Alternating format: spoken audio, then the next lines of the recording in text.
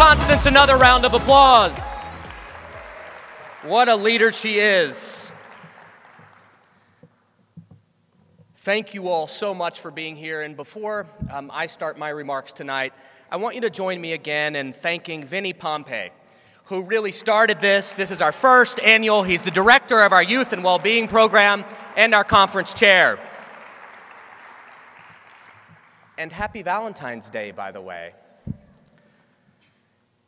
Today, right now, somewhere in America, a lesbian, gay, bisexual, or transgender young person is coming out for the very first time.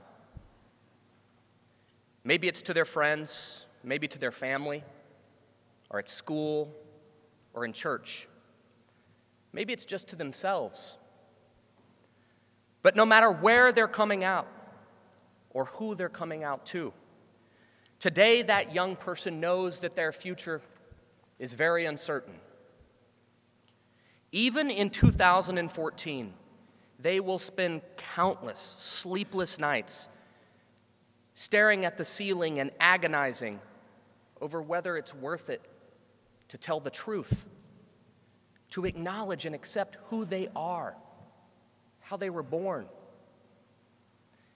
And even when they do decide, they know they're rolling the dice, hoping that they'll step out of that closet and find a community that welcomes them for who they are. Maybe they'll get lucky. Maybe like Blake, a transgender teenager in North Carolina, their classmates will not only embrace them, but they'll also name him Homecoming King. But maybe like Ryan, a high school student in Minnesota who courageously came out in a video on YouTube, they'll receive anonymous death threats and nonstop bullying day in and day out. If you're here tonight, you believe, like I do passionately, that that kind of uncertainty and discrimination is unacceptable, unconscionable. If you're in this room, you know that every single young person who comes out is equally courageous. But even in 2014, they still don't have an equal opportunity to thrive. Right now, this country is deeply divided into two Americas. Even more so after those historic Supreme Court rulings this summer. In one America, mostly on the coasts, full legal equality, it's nearly a reality. But in the other America, across the Midwest and throughout the South, including my own home state of Arkansas, even the most basic protections of the law are non-existent. No anti-bullying laws, no reliable access to affordable HIV care, no right for same-sex couples to adopt a child, and certainly no marriage equality. But in all of these places, in both Americas, LGBT young people find hope, not just in laws, but especially in people like you. Their heroes are their counselors, their teachers, administrators, mentors. And I'd be remiss right now if I didn't note that I might have a bit of bias on this subject. Just about every single person in my family is an educator. My sweet Southern mother spent her career as a teacher and a middle school principal. My sister's now carrying the family legacy as a middle school counselor, and all of my aunts and most of my cousins are teachers too. Somehow I went badly astray in my own career path. But you can be sure that I learned two things very early on. First, the importance of education and the importance of the role that educators play in a young person's life.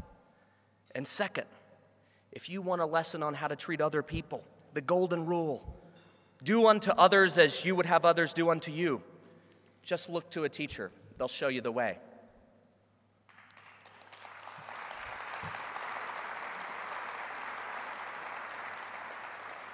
Laws are important.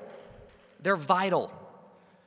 But the people in this room, all of you, are playing an equally vital role in bridging this gap between these two Americas. With every life you change, every kind word you offer, every bit of hope you inspire, every bully you discipline, you are building an equal future. But now we need you to double down and to fight harder than ever before. That's why, on behalf of the Human Rights Campaign and our more than 40 participating organizations, it's my privilege to welcome you to this historic weekend, our first ever Time to Thrive conference.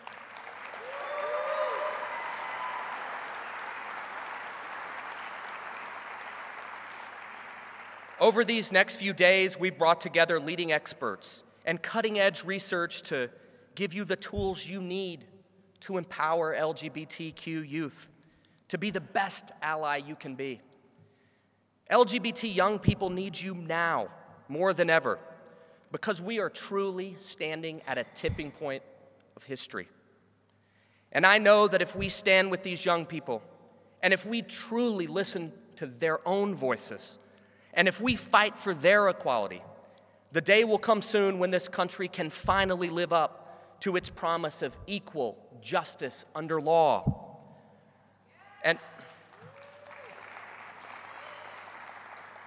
And when the courtroom battles for marriage equality are finally behind us and all the laws that discriminate are finally struck down, on that day, not long from now, you'll welcome a new generation of young people to your classrooms and to your offices, and you'll find that they take their equality for granted. On that day, these two Americas will at long last be united, and coming out as gay or transgender or bisexual won't be a gamble, but a celebration of the diversity that makes this country great.